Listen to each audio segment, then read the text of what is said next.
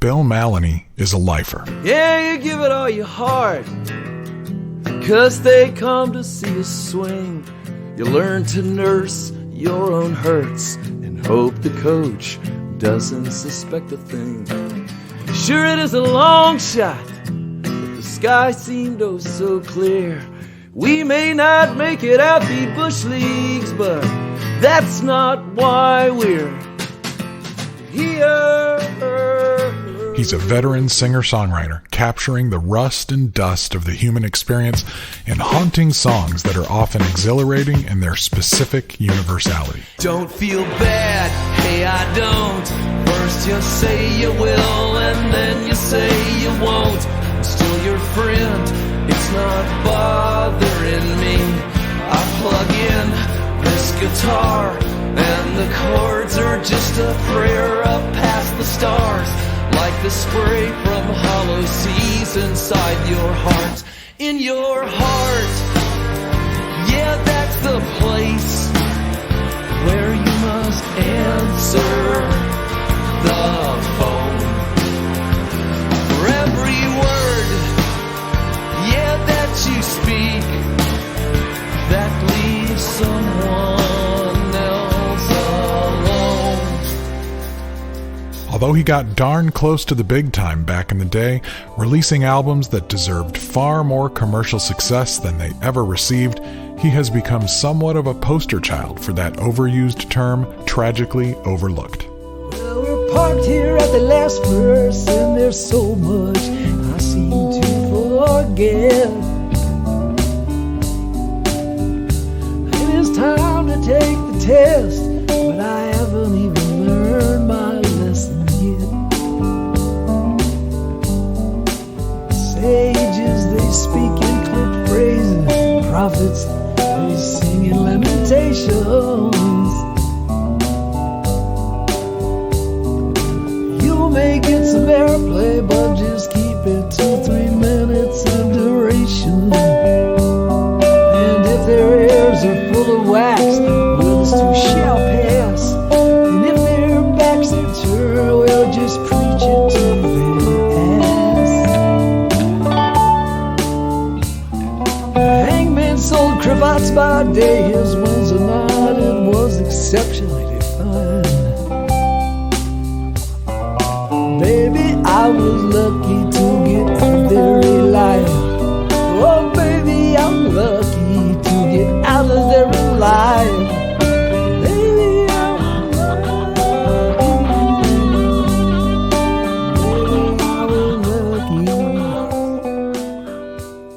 Hello, I'm John J. Thompson, and if you're not familiar with Bill Mallonee, I want to set the stage here just a little bit.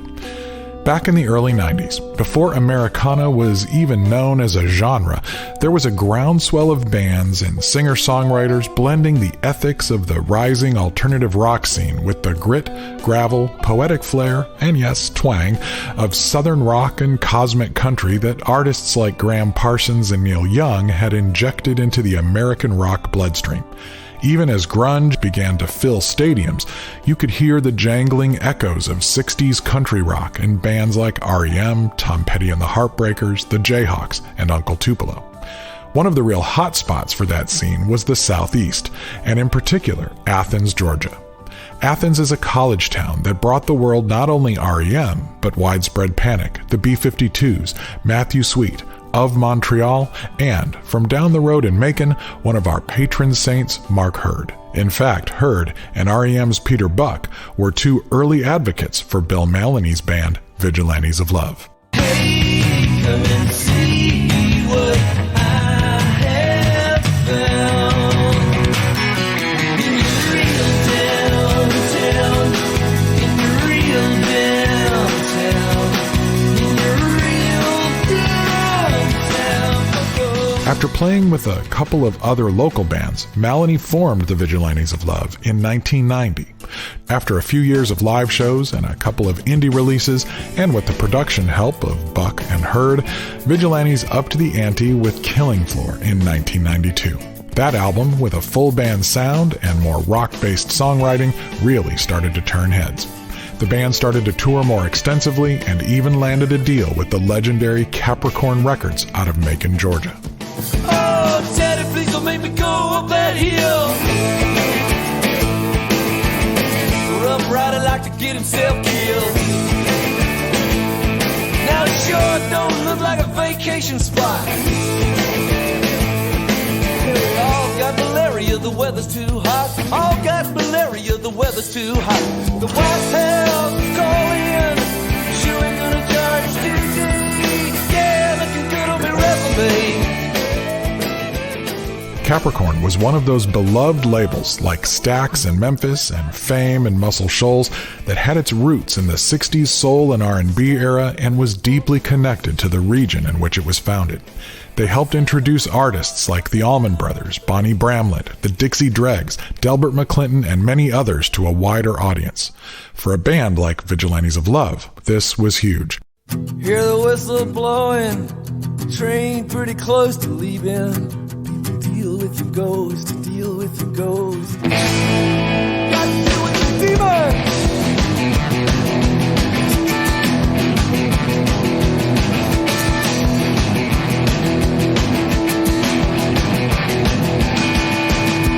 Going down to the graveyard, going down in the pouring rain. Gonna play some sad guitar, stand out in the hurricane, and I will grab the runaway train. Grab a runaway train. On the 2 tracks, take you out of Hill River now. Wanna make you crazy, wanna make you sing. The band went into the studio with producer Jim Scott, who was also working with Tom Petty and Rick Rubin on the Wildflowers album, to make an album called Welcome to Struggleville, a set that would earn critical accolades, huge fan response, and the strong expectation that their breakthrough was inevitable. Alas, that title, Welcome to Struggleville, seemed to become more prophetic than anyone might have expected. And in the rust I know the beast is falling. They're building a new gallows when you show up on the street. Polishing the electric chair, they're gonna give you a front row seat. Heard a sneer outside the garden, salutation so well healed. Final stop, no points beyond Struggleville. Oh, welcome all you suckers to Struggleville. Vigilantes of Love was a favorite at True Tunes back in the day. Their blend of real live rock with spiritually dynamic lyrics was mainstream in every way. They belonged on tour with John Mellencamp or The Call, not in the CCM world. Mallonee's spiritual perspectives and his existential struggles with his own failures gave his songs deep resonance, and the band drove those songs home like a sledgehammer. We all expected that, before long, they'd be too big for our little world. The kind of widespread success we all expected, however, proved elusive. But the band soldiered on. More albums, more acclaim, more dashed expectations. True Tunes even helped to release one of their best albums, the Buddy Miller-produced Audible Sigh. That's as close to a perfect Americana rock album as I have ever heard. So we meet again. Thank you very much. It's great to be back here. Be a friend, make a friend. This song is called It Could Be a Whole Lot Worse.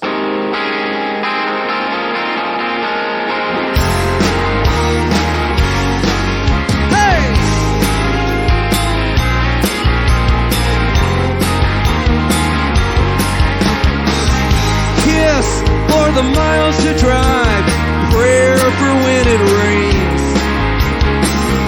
One shot of perspective, couple more to kill the pain.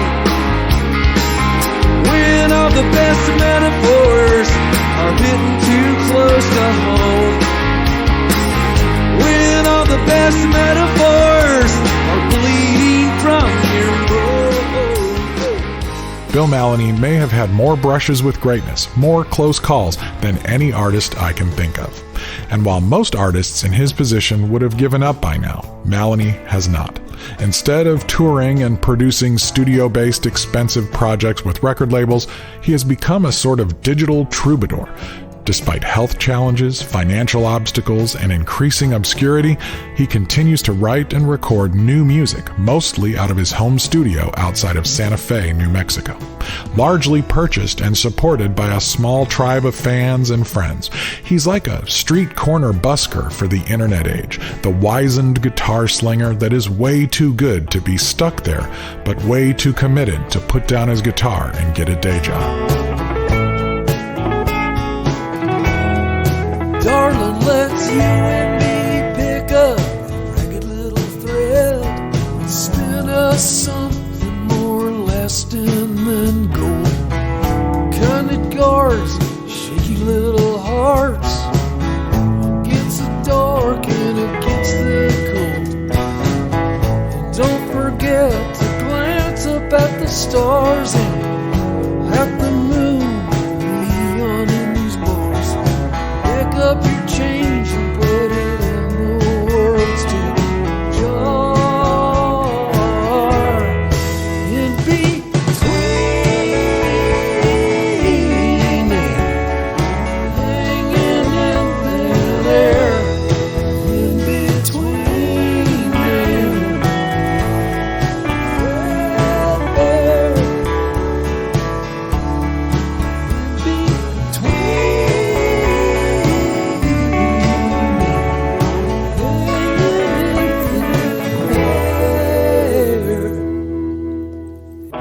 There's just so much music to cover, and so many eras that we want to touch on sonically to take a jukebox break for this episode.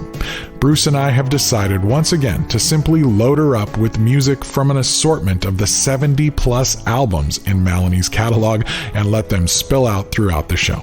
I'll tell you more about the music you've heard at the end and on the show notes page, of course.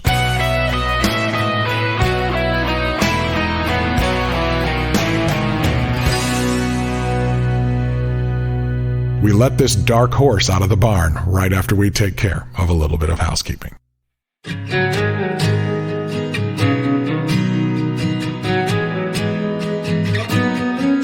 Hi, I'm Bill Keith, and I'm a Patreon backer of True Tunes. The show is really important to me, and I know that the money I contribute each month goes a long way toward helping with the cost associated with producing and distributing a show of this caliber. And yes, the rewards are cool too. We get early access to new episodes that we can download in a higher quality audio format, as well as invites to exclusive backers-only Zoom hangs and some special swag and stuff. There are multiple levels you can join at, and every gift helps. Check out patreon.com/TrueTunes for more information on how to join me and the rest of the Patreon tribe. And thanks for considering a gift. It really will make a difference.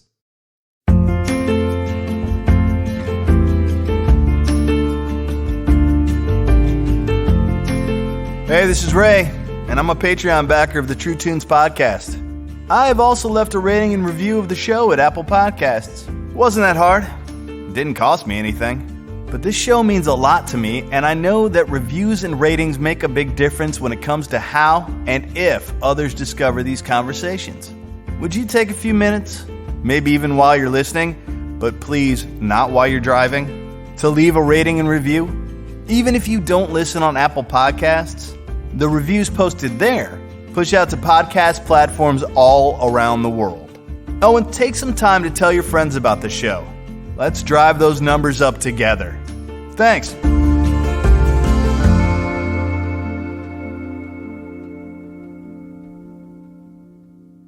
Welcome back to the True Tunes podcast.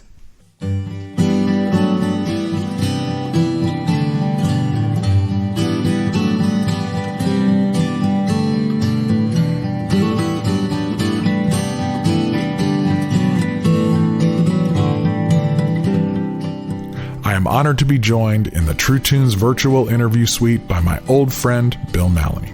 Paste magazine listed him as one of the 100 greatest living songwriters, and magazines such as Rolling Stone and Billboard had nothing but good things to say as well. He has worked with musicians and producers who have been connected to some of the biggest names out there. And Mallonee continues to write and record new music at a pace that would make most young artists faint. Hopefully you saw our coverage of his recent projects, A Clamoring of Ghosts, Lead On, Kindly Light, and Rags of Absence. Today, though, you can finally hear our long-awaited conversation with the man himself. We'll talk about his early years, those near misses, and what he thinks about music's potential after almost 40 years with a guitar in his hands. Martin Luther said to one of his brothers, except for one instance, no one can die for another. The devil makes me fearful about my survival. One's gone before to ensure your arrival. Sometimes darkness rolls in, it just takes hold of me. Who knows when the sunrise will be? Sunrise will be. Well, Bill Mallonee, thank you for joining us on the True Tunes podcast, man. It's great to see you and hear your voice. And it's good to hear your voice, John. It'd be nice if it was like in person, but it has been a while since we've been in person. But we have spent quite a bit of time in person together over the years. I've got a little bit of notes here just because I know that between the two of us, with all of our history, we could probably end up rambling for hours and never get anywhere, and then Bruce will kill me. Let's save that for another time. That would be fun to do. I remember once being with you in Chicago, and the first time you and I were with a group of people getting pizza in Chicago, and you said, "Hey, how about you and I share a pizza?" And I was like, "Okay." And then you said, "Now here's how I like my pizza," and this is what I recall: pesto sauce instead of red sauce. And I was like, "Oh, I don't think I'd ever had pesto sauce." And then garlic, just garlic and cheese and pesto sauce. And then when you ordered it, you're like, however much garlic you think is the right amount of garlic, could you put maybe 3 times that much garlic? And so did I say that? Yeah, right. And so we're at this place, and the waitress was like, I can put enough garlic on there to, make your hair fall out. And that pizza was unbelievable. I could not, as I'm eating that thing and you're just gobbling it down, and I'm like, I thought I was tough, but I had never had anything like that in my life. And I had to drive back home out to Aurora with just my whole body just almost in convulsions. I can't go there with that anymore. One stomach does sort of age with... that was probably I can't do that anymore. And is littered with heartbreaking blues. No one knows that quite like you. No one knows that truth like you do. You old cow butcher. Here's what happens when you answer the call with a guitar and a suitcase of cowboy songs it'll take your whole life long, you old cow. Before we get going on the other stuff, how's your health doing?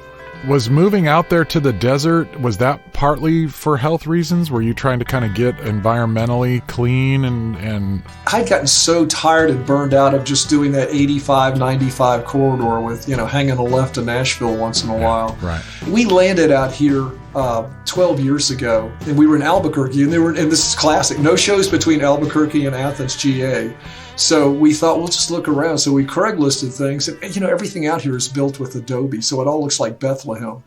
And we were just, enamored of it and thought, I think we could do this. And then, one thing led to another. Rents are cheap. We live in a rural area north of Santa Fe, south of Taos. So it is a little dicey sometimes with things like reception and getting to where you need, like if there's a medical emergency or something like that, which has definitely been a bit of a concern. I was diagnosed with lymphoma 2 years ago, and I didn't have to take chemo or radiation. It's what they call small lymphocytic lymphoma. I've got it's like an abdominal region sort of thing. I knew something was wrong 2 years before it was diagnosed. Could never get it properly, imaged. And so when they did come down with the diagnosis 2 years ago, it actually, it's more of a mind game than it is something physiologically going on in your body. It's like, golly day, mortality, that's a bitch. Oh, right. And I've been thinking about this stuff since I was 7 years old. I don't know if it was the old guard Roman Catholic background that made you dwell on your failures and mortality and the shortness of life, but it had been ingrained in my bloodstream since day one. But so basically the therapy was, you take these drugs, and the only really negative side effects that makes your heart speed up to like tachycardia levels. And so there's a buffering drug for that. So for 2 years, every 3 months, I was taking a CT scan to see if the tumors, there's 3 tumor sites, if they had shrunk or anything like that. And it was pretty small if it did any shrinking at all. So, but it was holding it in check. So I thought, well, that's something to be thankful for. So, I was praying for healing, and there are a lot of folks out there praying for me. Well, about 4 weeks ago, John, I went in for a PET scan, which is a little bit more astute way of imaging this thing.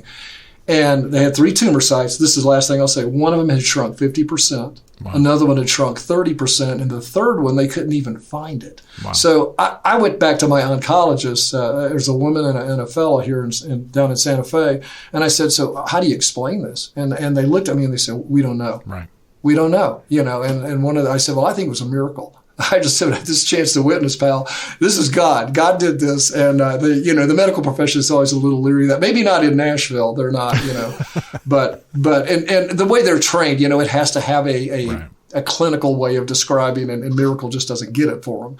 So I said, well, I think it was a miracle. Well, one of the oncologists said, well, I'll tell you what, it is odd that it shrunk that much, but it's a good odd. And Mariah said, well, when you take the words good and odd and put them together, it's God. And I thought that's brilliant. Good enough. Good and odd is God. So anyway, that's where we left it. So good news. I'm back in the saddle and feel great, but it's the first really good piece of, psychological good news that I've had in about 2 years. So there you go. Wow. So anyway, I'm off drugs now. The cancer drugs and the little buffering drug, I'm done with that. So that's a good thing.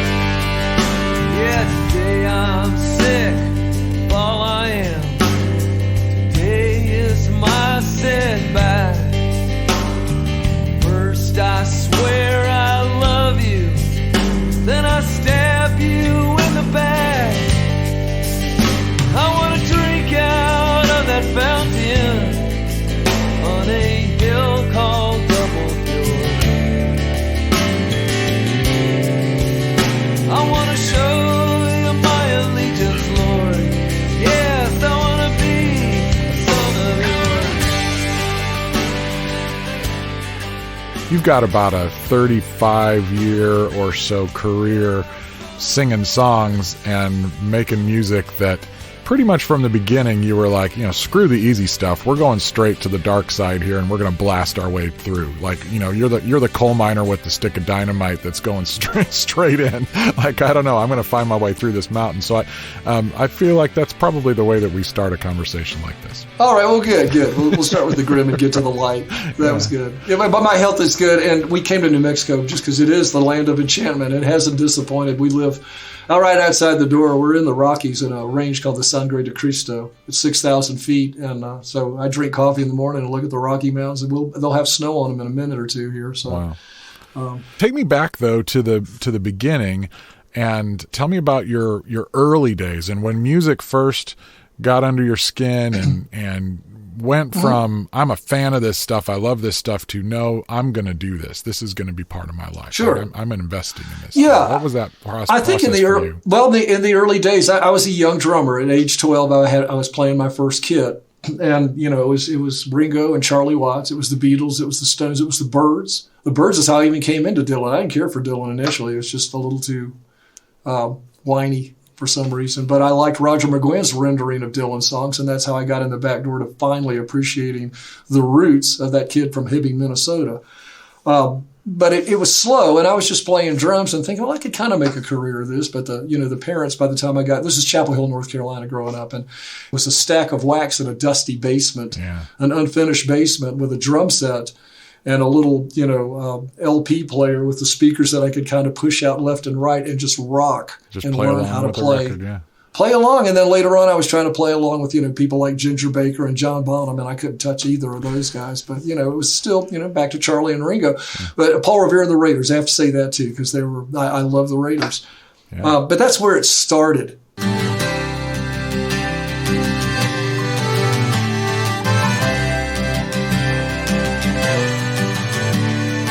Job lost all his daughters. Job lost all his sons. Lost all his crops and his animals. Each and every one.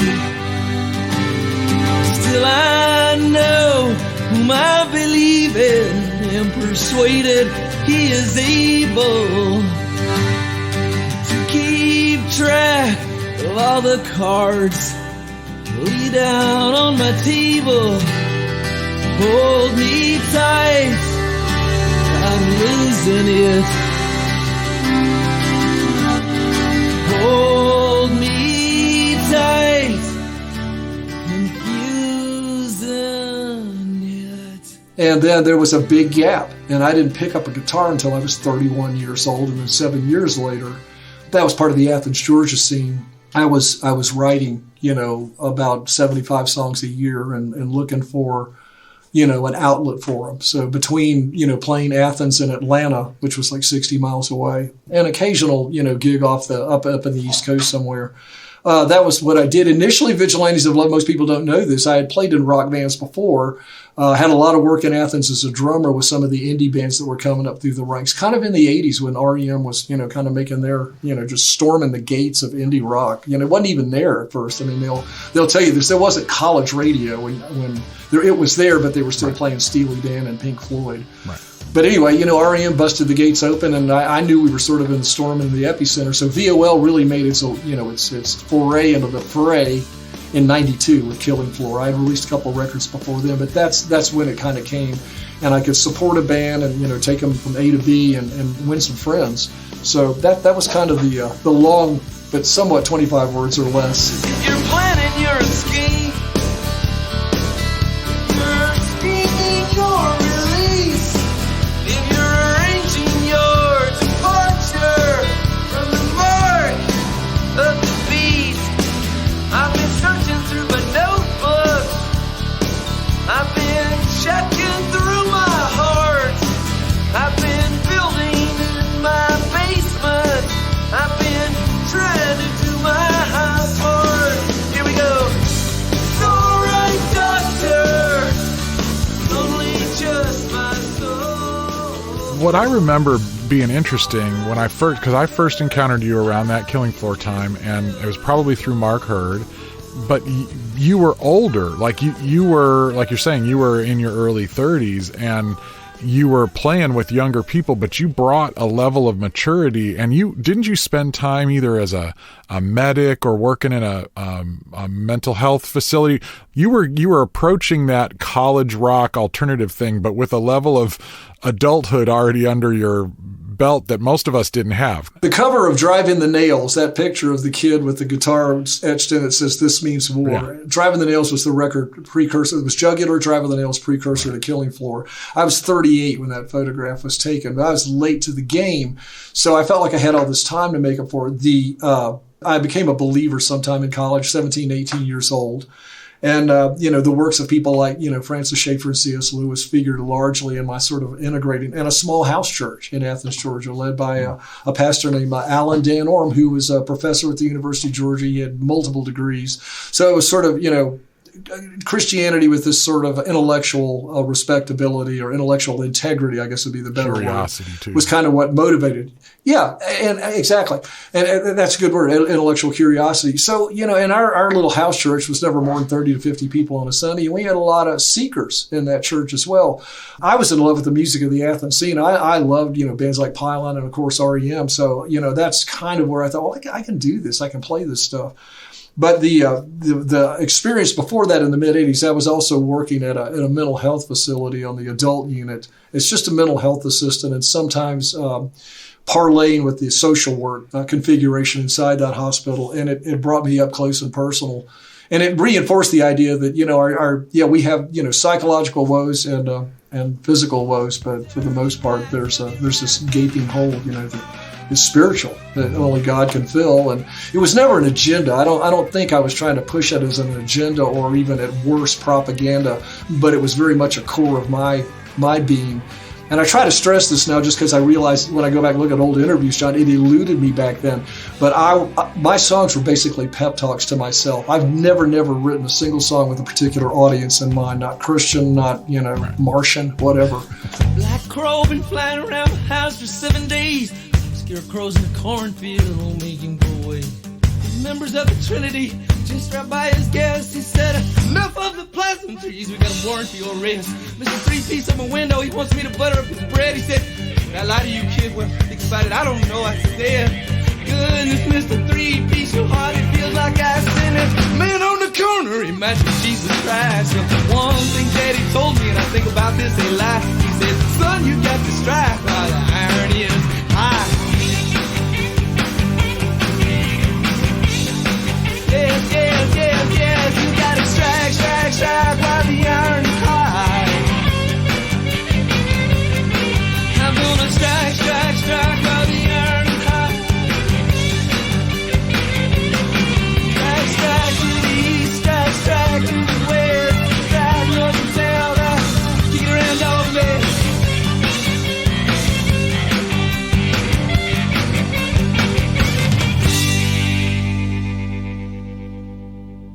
When we first encountered each other, it struck me how you seemed very concerned. Like you were aware enough about that Christian music world to not want to get put in it.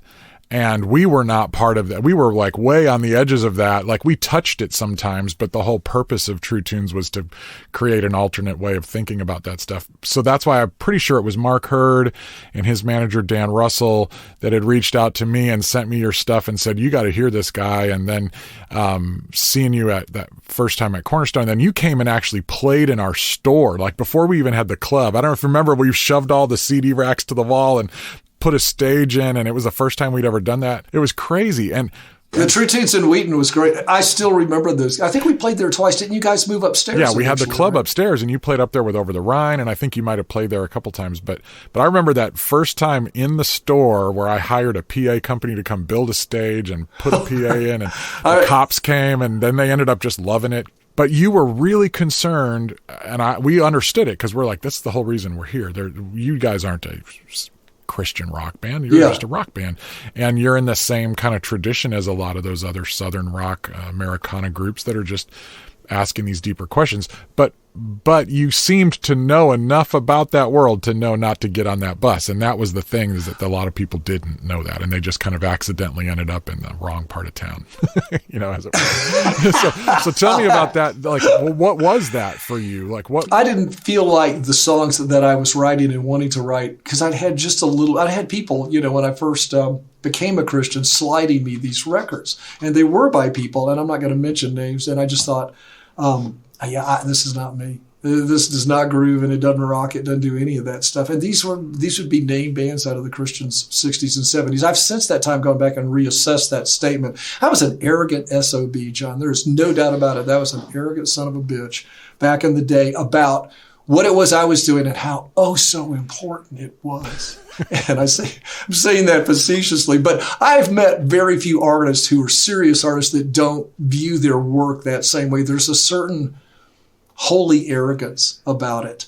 And so I'll confess to that. But Mark, I can still see Mark standing at the doorway in January with the Killing Floor tapes under his arm. And we had just made this phenomenal record.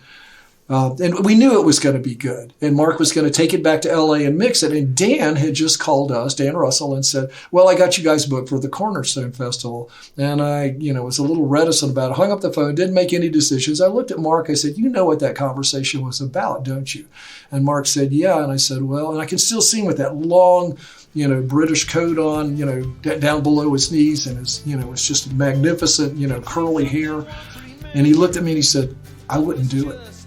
That's what Mark told me. And I knew that was the takeaway from years and years of Mark knocking at the door, trying to expand the horizons of the aesthetics of CCM and just get nothing but heck for it. Right. And I thought, well, I don't know. Dan, on the other hand, was like, well, even the church needs to hear the gospel once in a while, so go there and do it. And I thought, well, we've got some friends here. These are good folks. And that's why I continue to go back and play that festival, is really more or less just to make friends with the people who had been so, gracious to us. So you find these dreams awakening, and they shine to run their course. So much for this thing called life. Tracing it back to, tracing it back to, tracing it back to, tracing it back to, tracing it back to, tracing it back to its source.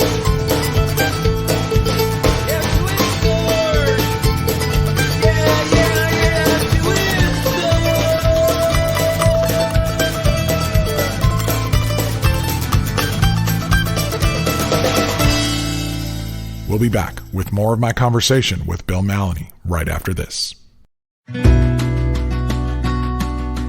Hello, I'm Matt from Philadelphia, and I'm a Patreon supporter of the True Tunes podcast.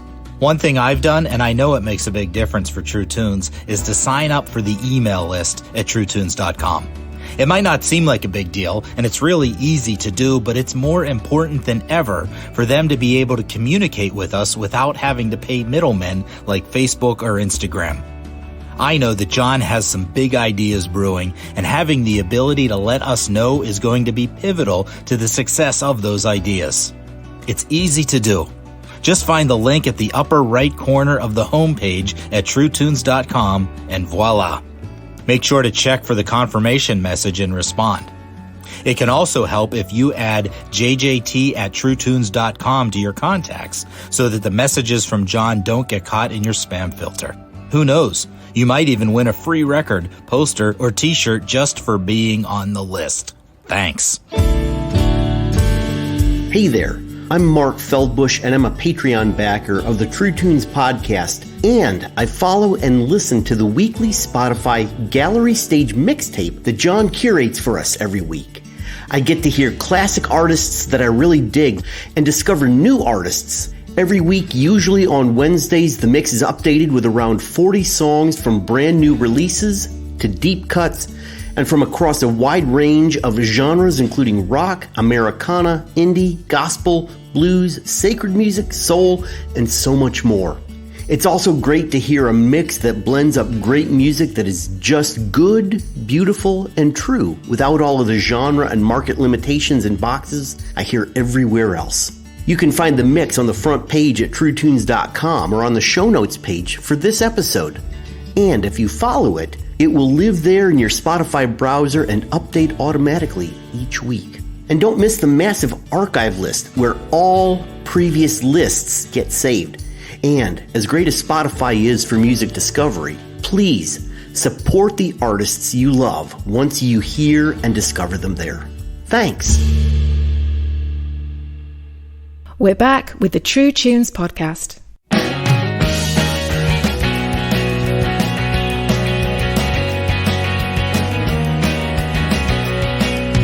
Didn't hear that remark. They say it's hard to hit the moving target. A door can be ajar, perhaps. Please remember, sir, to mind the gap. And I stumble at your bed, and it all goes to my head. But I blow that silver lock with savage kisses. Hit it with a swagger underneath. We're not that strong. We are making it up as we go along. You guys were so generous to us. You guys were, True Tunes, everybody there was so generous to us. Of course, with Struggleville, having Capricorn there, all the accolades that we got in the press was coming from secular press. So we went from that. From that on, we were getting really good stuff, whether it was, New York Times or Rolling Stone or Spin. I think Spin magazine was still out there working on it. What was your thinking when you got to that level? Because that gear you hit, especially with Struggleville, before we get into that album, I want to talk about that album. But first, just what kind of philosophy or ethic had you dialed in about the purpose of what you were doing. There was definitely something going on intentionally behind your music. You had something that you were trying to accomplish with that stuff. It felt like you were on a mission. What was that mission? Well, that's a good question. And just to go back to what I said earlier, I wrote these songs as pep talks to myself. I really didn't know where any of it was going. I had no idea. I know that there was when I was growing up, I really believed, in the Monkees and the TV show and in Hard Day's Night. And I thought, I want a band to be a family. I want a band to be this chemistry. And the Struggleville Band, and a lot of people would be surprised if this wasn't it. It just wasn't it. We were not that we were diametrically opposed to one another, but there was definitely tension in the ranks that came out later on, shortly after the record actually hit. And that's really what I wanted. My purpose was just to find a band, a chemistry of musicians who really, wanted to play and were having fun with it. And it was my way of seeing America. I'd been locked in a son of the South for a long time. So getting in a van and going out and play with your friends, I just thought that's the next step to heaven. Why didn't Dante write that? Band in a Van, the fourth book of the trilogy. Anyway, I don't know. I loved it. But I don't think we had a perspective. I know that we hit pretty strong on a couple of modern rock stations, 99X in Atlanta being one of them. I know that the AAA market, adult alternative album, was just starting to blow up, John, and we were on medium to heavy rotation on about 90 out of the 120 stations. That's the kind of information that was coming down from Capricorn Records. So after a while, you start assessing your worth in terms of record sales that week, and they could never get records in the stores. Classic sort of story back then for indie rock bands. They could never get records in the stores and how many spins you got on radio. Well, what I found out, again, on AAA, heavy rotation meant you got played once a day. Heavy rotation on a modern rock station meant you got played 3 or 4 times a day. So you could come up, if you were in heavy rotation, you're getting played 5 to 6 times a week. All of this stuff started to convolute my way of thinking about, why are you doing this? And is the fun going out of it? And the answer is, yes, not the reason I was doing it in the first place. And yes, the fun is starting to go out of it. And this is post-Struggleville, but not by much. Mm-hmm. So I just didn't have an idea of where it was going or what my role was. Did I want to be an astute believer when somebody asked me questions? Yes, I don't think I ever said, I'm not a Christian. I was very upfront about that sort of stuff, but I also said, so now can we talk about the music?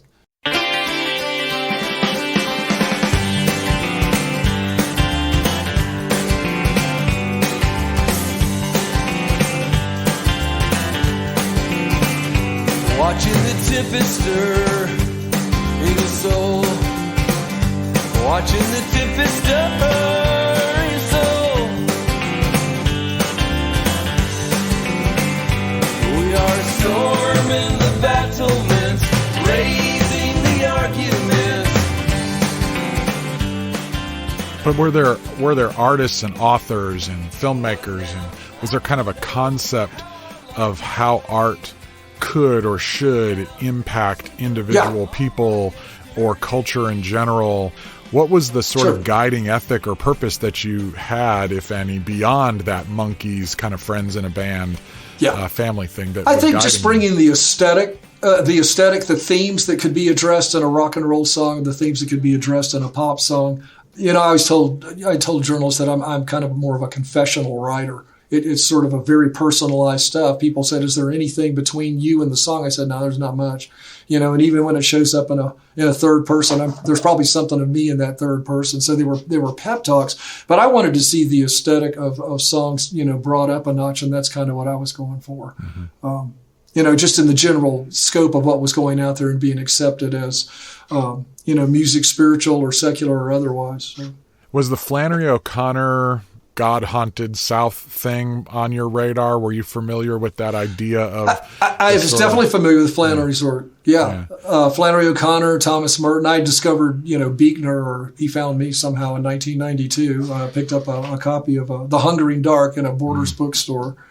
And it changed my life. I've probably read, 25 of his 30 books. And I miss him. I know we recently lost him, but...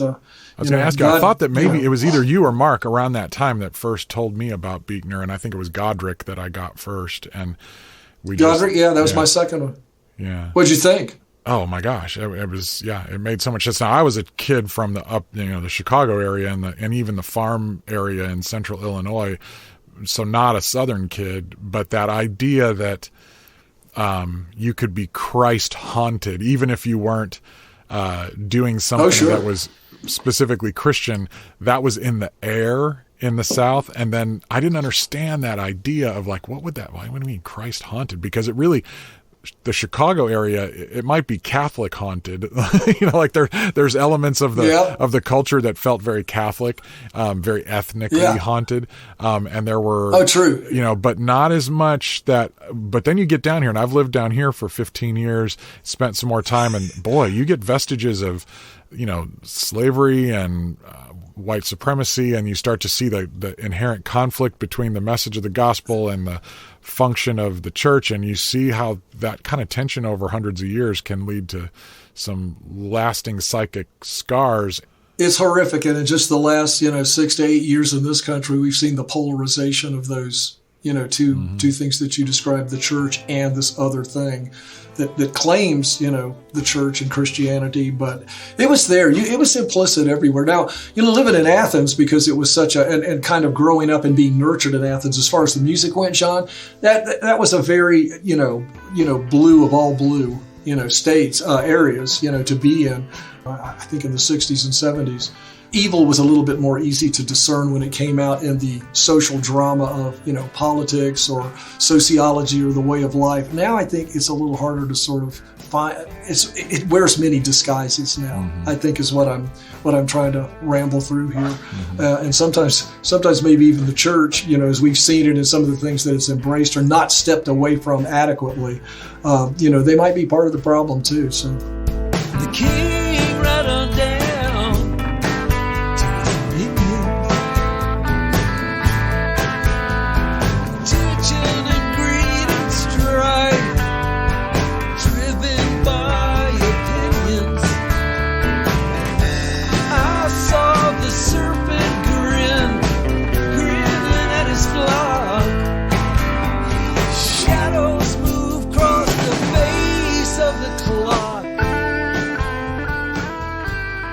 One of the things that really struck me, even at the time, but I was young and I don't think I really fully appreciated it as much as I do now when I go back and listen. And now that I've read more O'Connor and some of those authors and looked at some of that poetry, this is not a feel-good thing other than the fact that I could go, oh, I'm not alone in this. Like of this pain I'm feeling, there's community in this suffering.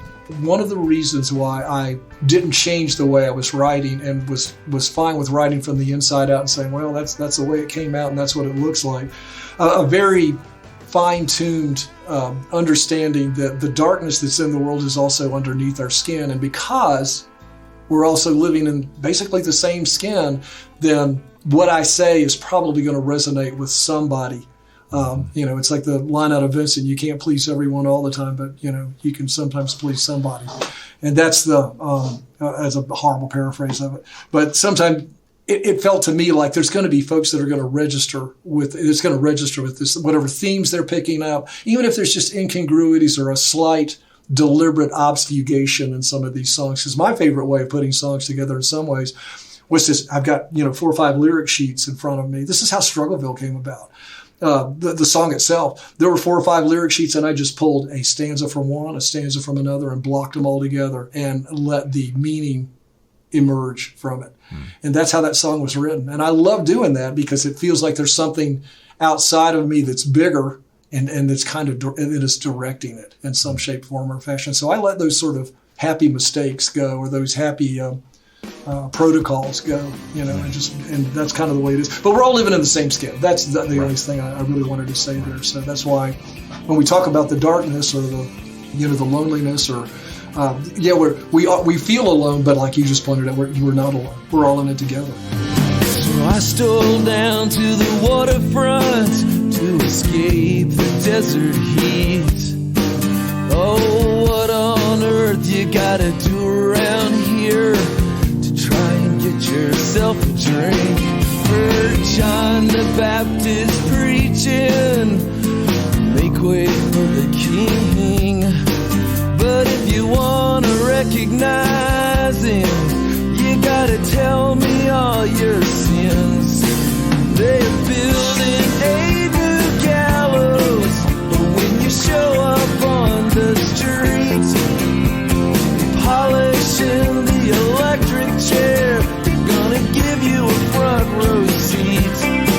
Heard a sneer outside the garden, salutations so well filled. Welcome all you suckers to Struggleville. So the Welcome to Struggleville album, tell me about that album, the way those songs came together, and what was it feels like several things really started to click, fall into place. I had always had a hard time of a problem of keeping a band sort of melded together. Sometimes it was people being involved in other groups that were more successful. Sometimes there were just difficulties with individuals who couldn't, make things work in their lives on a personal level. And so they were available one time and not another. But with Newton Carter, God rest his soul, we lost him a few years back. With Travis McNabb, who was actually on board as one of the first members of that particular lineup. And then Newt knew David Labrier. David's from New Orleans. It's just unbelievable bass player. So we got David in, the bass player that we'd had previously had developed some pretty severe carpal tunnel, but all that galvanized in a short period of time, and it was storming. I had this new batch of songs that had, and they took them in a different direction, to tell you the truth. I mean, there were songs on there. I don't have the actual set list in front of me right now, but they were far more funky and grooving oriented than anything that I'd written. Most of my stuff in it was electric, was sort of Neil Youngish. I was still playing acoustic guitar almost all the time. I had electric guitars, but I didn't play them in the Struggleville band very much. I was still ramping up with the acoustic and playing it, really loud and a little bit of compression on it, and just kind of, being in your face with it. I didn't need the electric guitar then. So that's kind of where it went. And we were starting to sell out shows in Atlanta. We were playing places like the Cotton Club, Eddie's Attic. We were selling out shows. I thought, man, there's something going on here.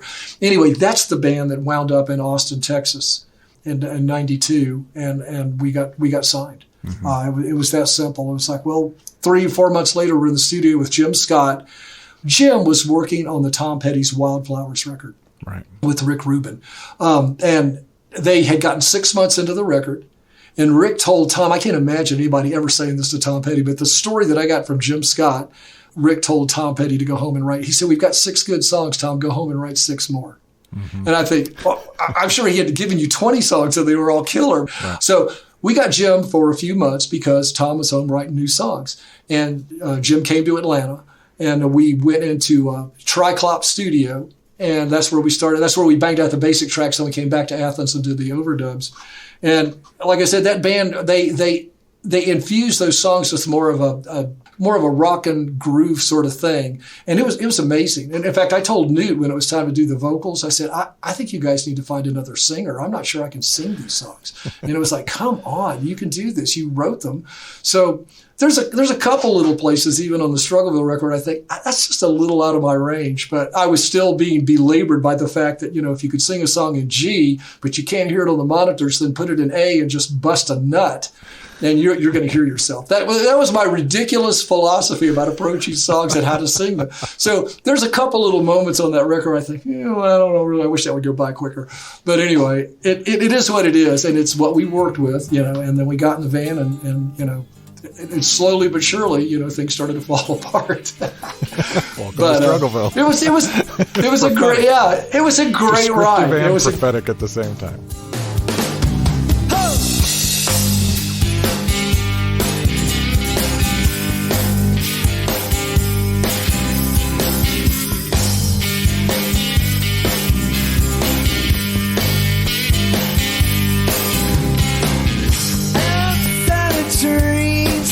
In Birmingham,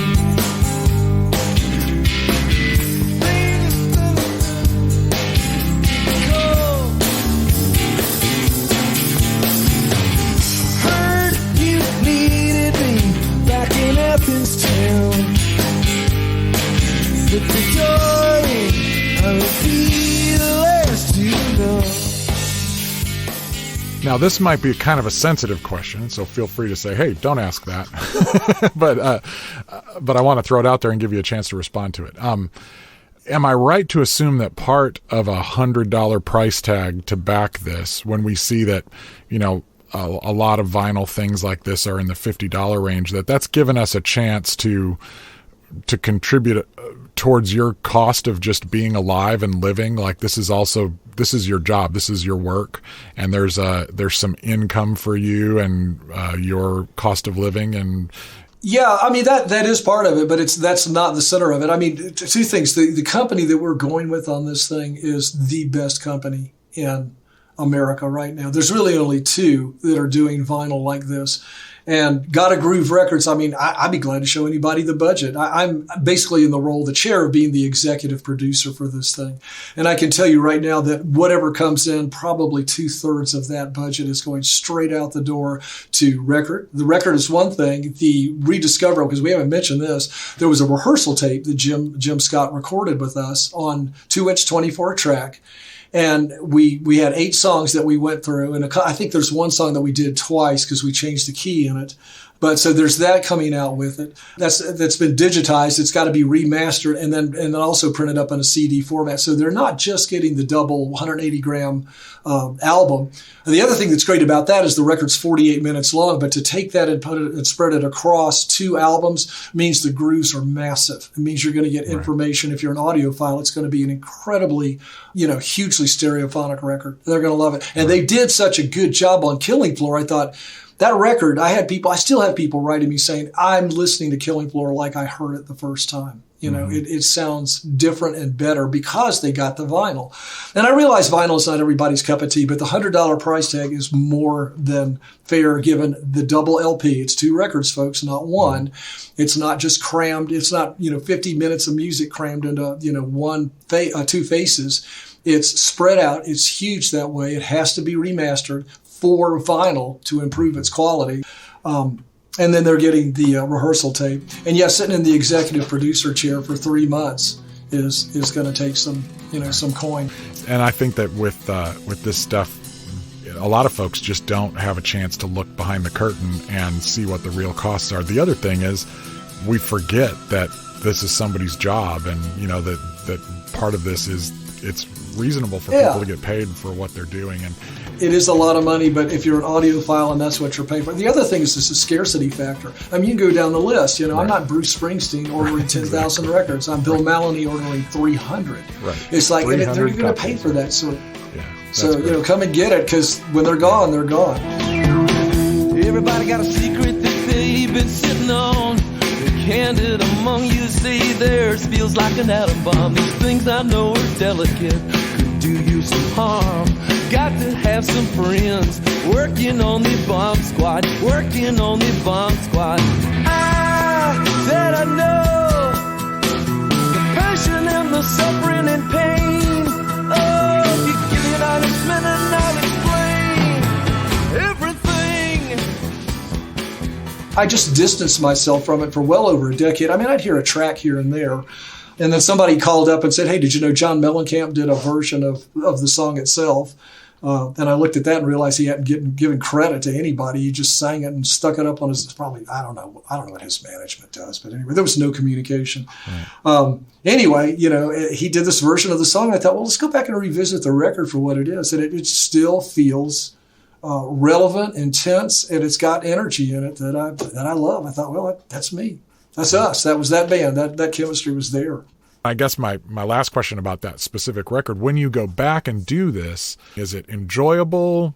Is it painful? Is it, what are the emotions you're feeling as you go through and revisit these things? That's a great question. And I'm so glad you asked it, because I have been aware over the last week when I've been, out to the post office or, the little co-op or something to grab milk and bread.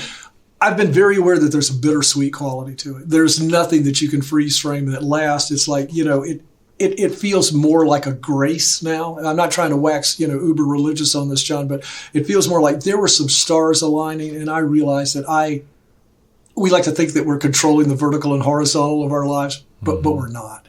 We're doing our best. And when I went back and listened to that record, I thought, Bill, everything that lined up to make that record happen, whether it was Mark Hurt in front of it or, Fingerprint and Dan Russell, the studios we went into, Jim Scott, I mean, he was working with just some great people. I thought, how did this happen? Because 3 months ago it wasn't happening. And all of a sudden the stars aligned and here we are. And you just start realizing that the thing that you're listening to is bigger than yourself.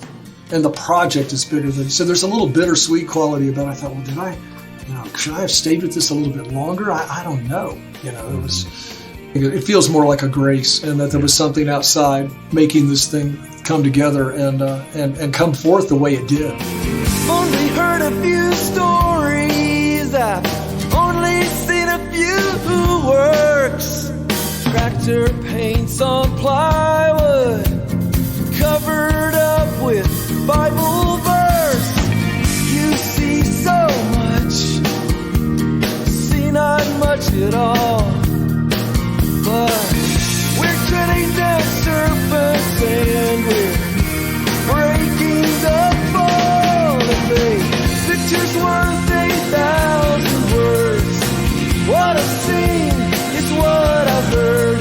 The image rises and flickers on the screen. Distance grows wide between the glory and the dream.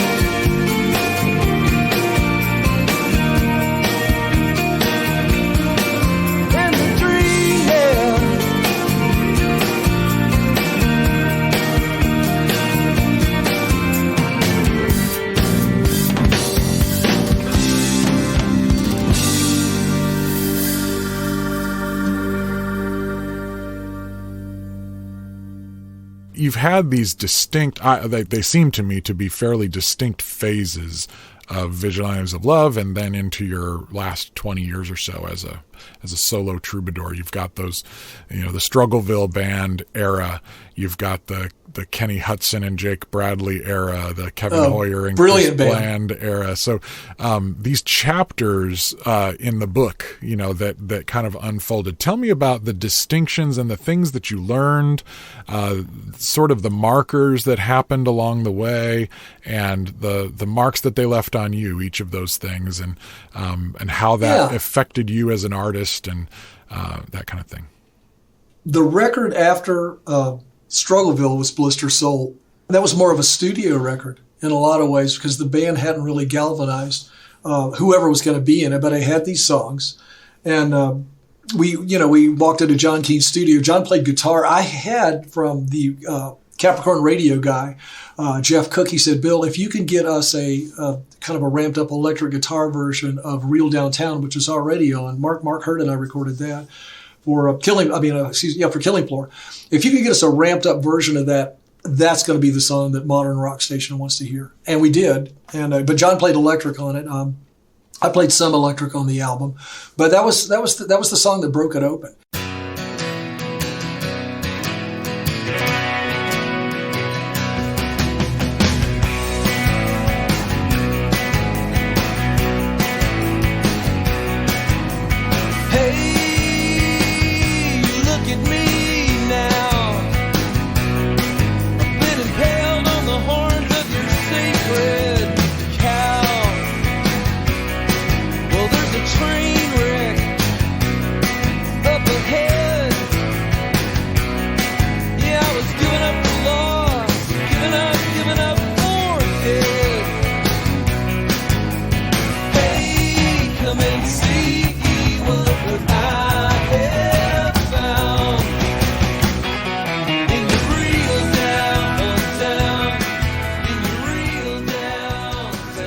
But there was no band. There was no real band to go out and do it. Chris Donahue's incredible bass player, and I know he's a huge, Nashville session player, and he's great.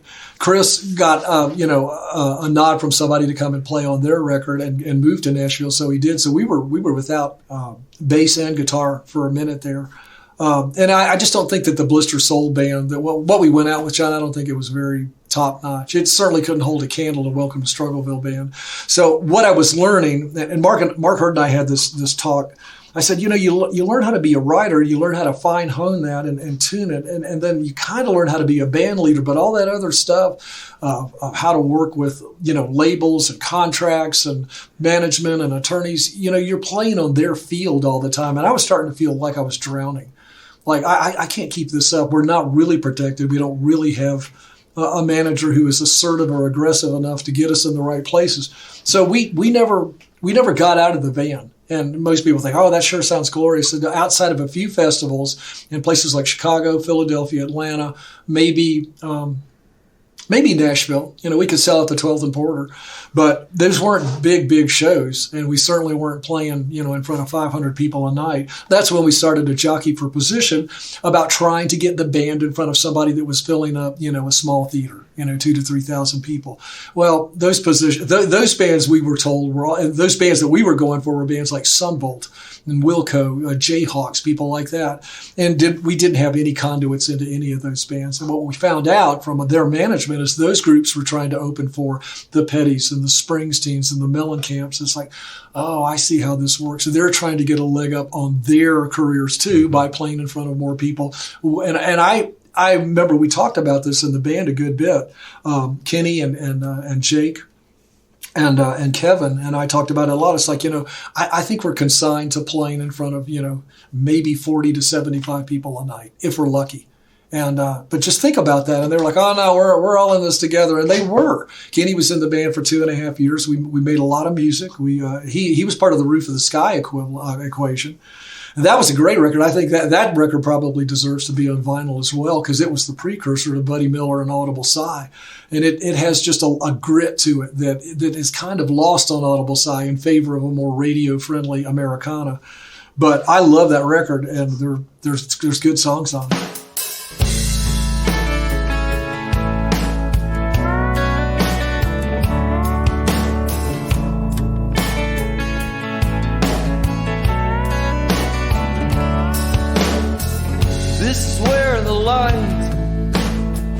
Starts to go backward,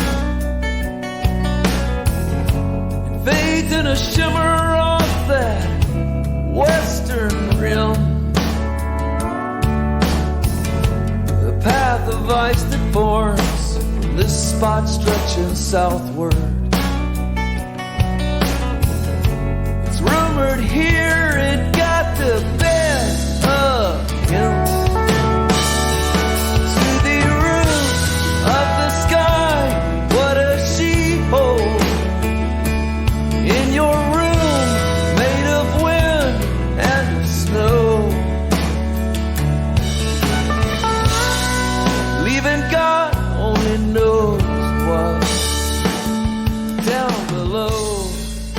But I was learning, that, you just have to go with the moment. And I felt like the songs were getting better. I was becoming more proficient on electric guitar. Moved that up to, Slow Dark Train with Chris and Tom. And that was me playing electric guitar for the entire set. I think maybe I had a couple acoustics on stage, but I'm not sure I played them every night. Yes, you're a big ship. Loaded down with a whole lot of baggage and freight and lots of luxury liner.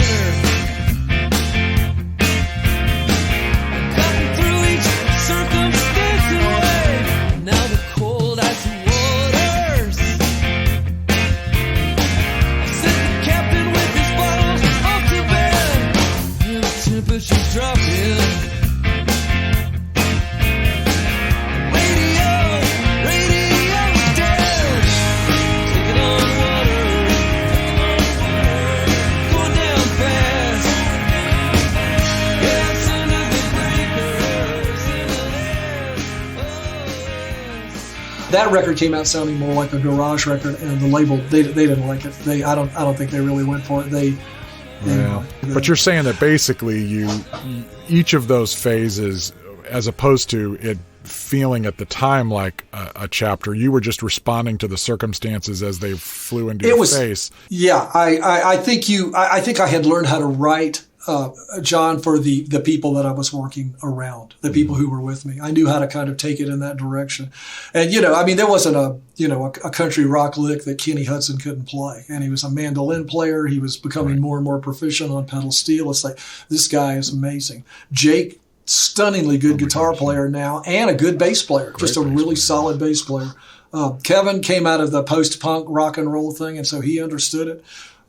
It was an unbeatable band. So this unbeatable band that makes a record with Buddy Miller, and we have, star power coming from Brady Blade, Emmylou Harris, Julie Miller, Tammy Rogers, on violin, all of those folks. It's like, Phil Madeira. I'm sorry, Phil, I didn't mean to leave you out there. Yeah, you're all over this thing. It's like, how can a label not take this record somewhere? And some will shake off the sloth of faithlessness, while others simply languish in their sleep.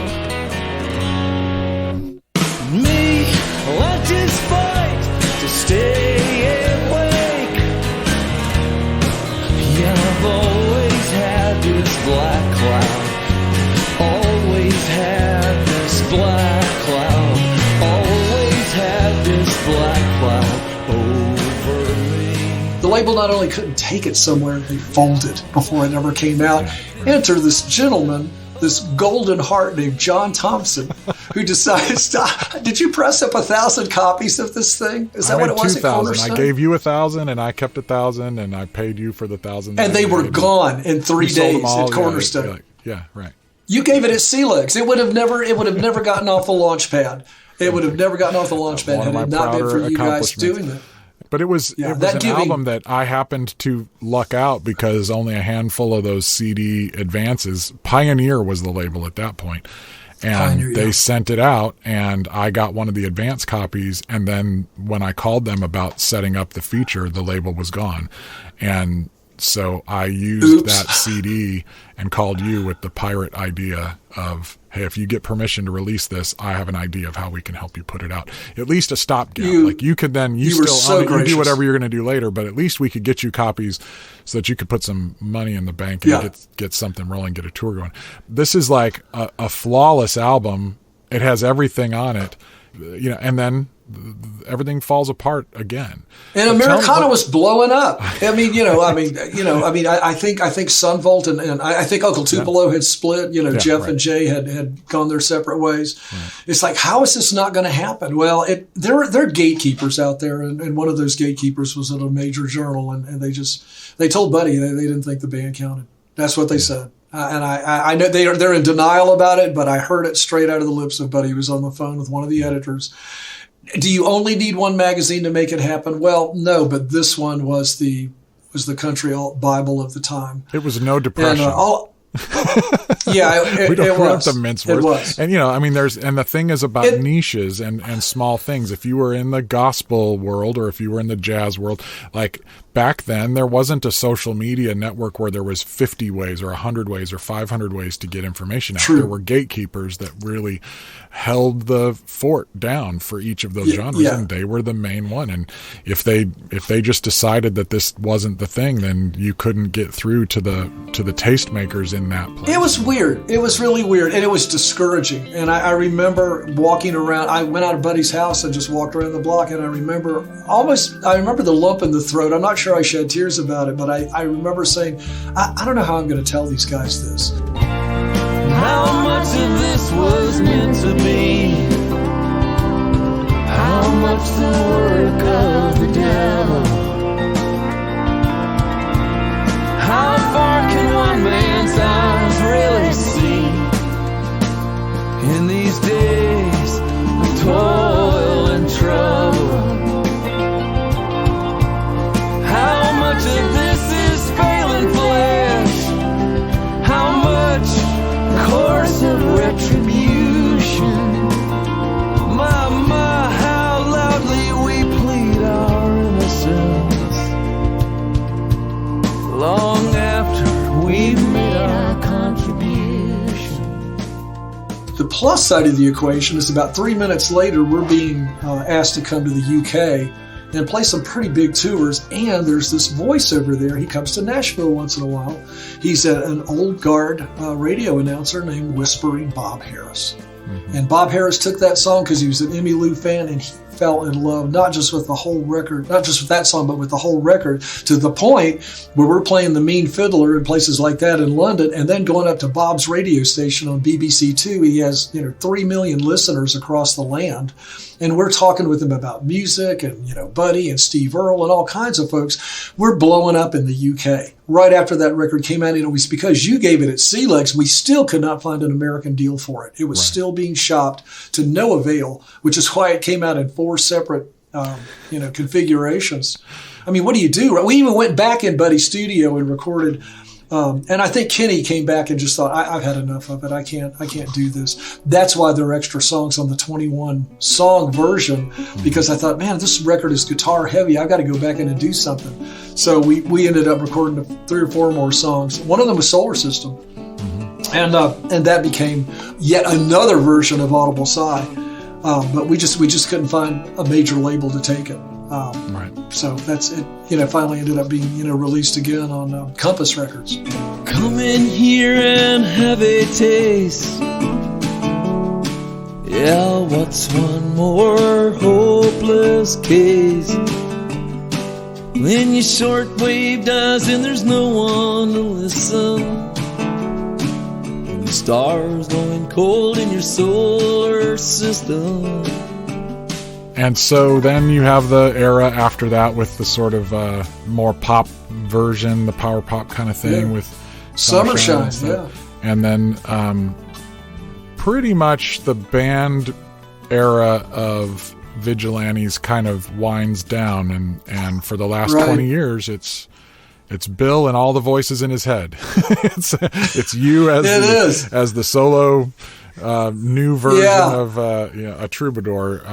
I don't want to leave Paste Music for a moment. There started a label, and they released Locket Full of Moonlight, Fetal Position, and Perfume Letter. And I think that Summershine and Perfume Letter are the 2 most ambitious records I've done. If you're just looking at the indie rock pop sort of thing, very neo-psychedelic in a lot of ways. Those records are super ambitious, and we were really fortunate to have Tom Lewis, who's an Athens engineer, be part of that because he understood it. I mean, I think Tom breathes Pet Sounds. He's that kind of producer. But he actually helped us craft it, all the mellotron parts, the orchestrated string parts that make it sound very, Strawberry Fields Forever-ish kind of thing. Those are the sounds, like you pointed out earlier, those are the sounds in my head. Said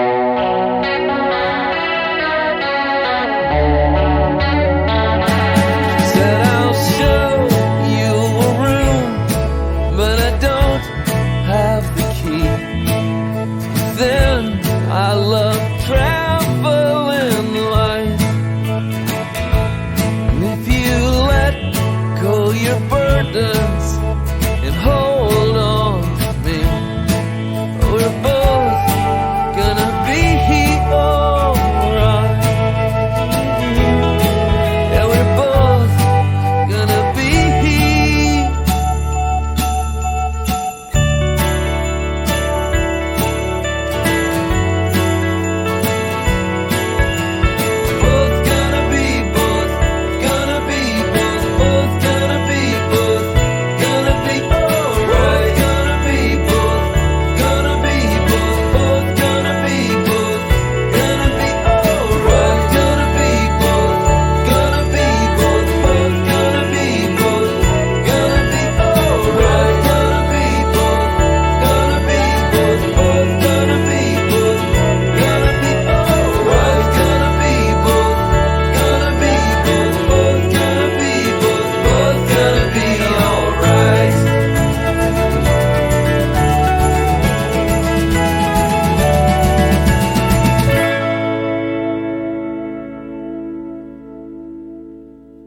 More with Bill Mallonee after this.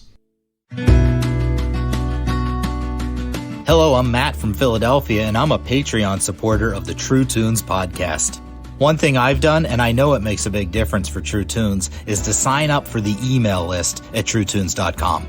It might not seem like a big deal, and it's really easy to do, but it's more important than ever for them to be able to communicate with us without having to pay middlemen like Facebook or Instagram. I know that John has some big ideas brewing, and having the ability to let us know is going to be pivotal to the success of those ideas. It's easy to do. Just find the link at the upper right corner of the homepage at truetunes.com and voila. Make sure to check for the confirmation message and respond. It can also help if you add jjt@truetunes.com to your contacts so that the messages from John don't get caught in your spam filter. Who knows? You might even win a free record, poster, or t-shirt just for being on the list. Thanks. Hey there, I'm Mark Feldbush, and I'm a Patreon backer of the True Tunes podcast, and I follow and listen to the weekly Spotify Gallery Stage mixtape that John curates for us every week. I get to hear classic artists that I really dig and discover new artists. Every week, usually on Wednesdays, the mix is updated with around 40 songs from brand new releases to deep cuts and from across a wide range of genres including rock, Americana, indie, gospel, blues, sacred music, soul, and so much more. It's also great to hear a mix that blends up great music that is just good, beautiful, and true without all of the genre and market limitations and boxes I hear everywhere else. You can find the mix on the front page at truetunes.com or on the show notes page for this episode. And if you follow it, it will live there in your Spotify browser and update automatically each week. And don't miss the massive archive list where all previous lists get saved. And as great as Spotify is for music discovery, please support the artists you love once you hear and discover them there. Thanks. Welcome back to the True Tunes podcast.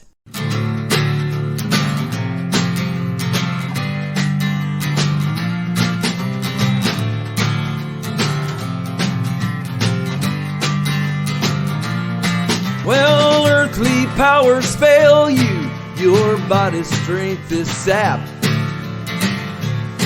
That little break you were looking for never fell into your lap.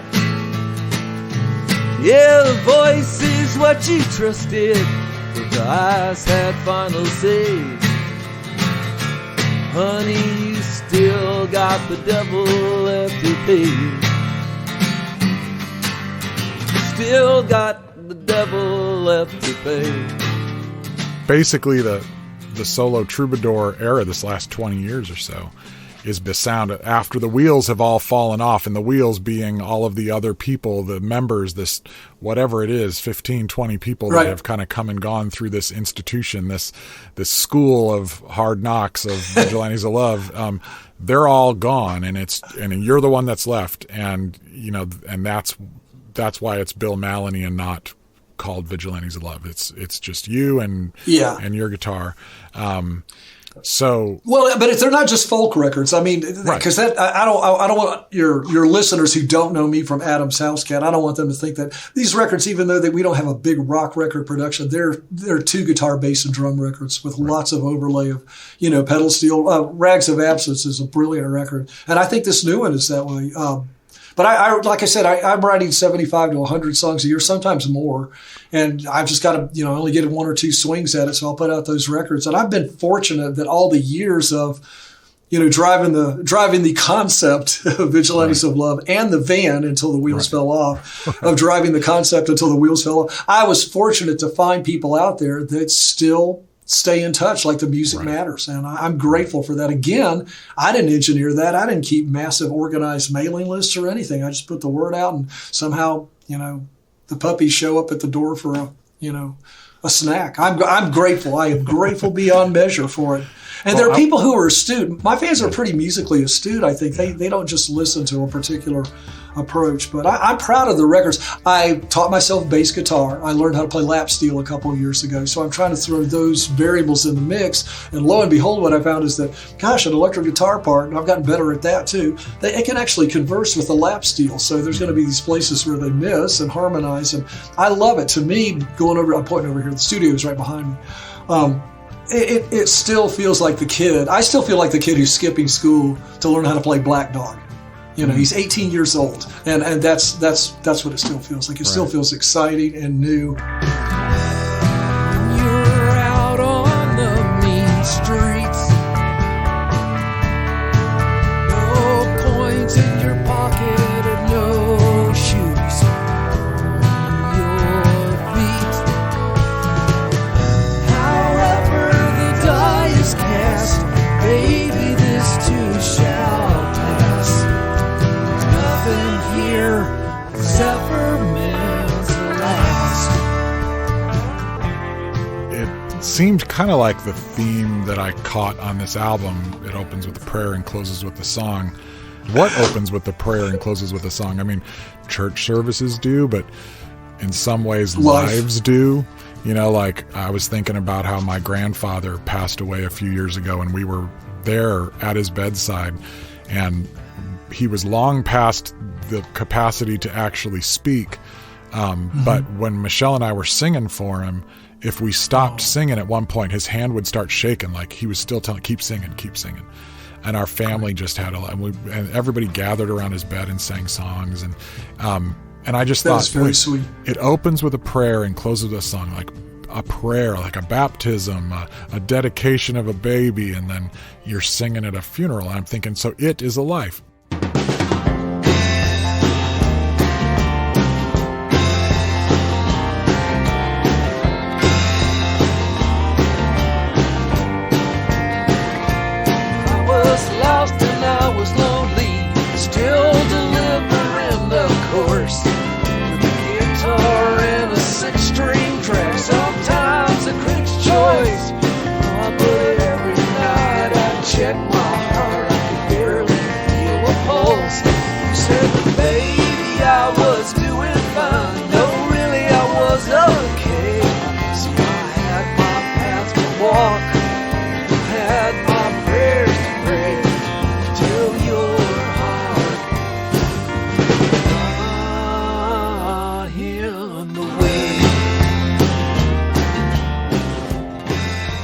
One of the songs that jumped out, I wanted to get your take on and see if I'm right, but Faith-Seeking Understanding.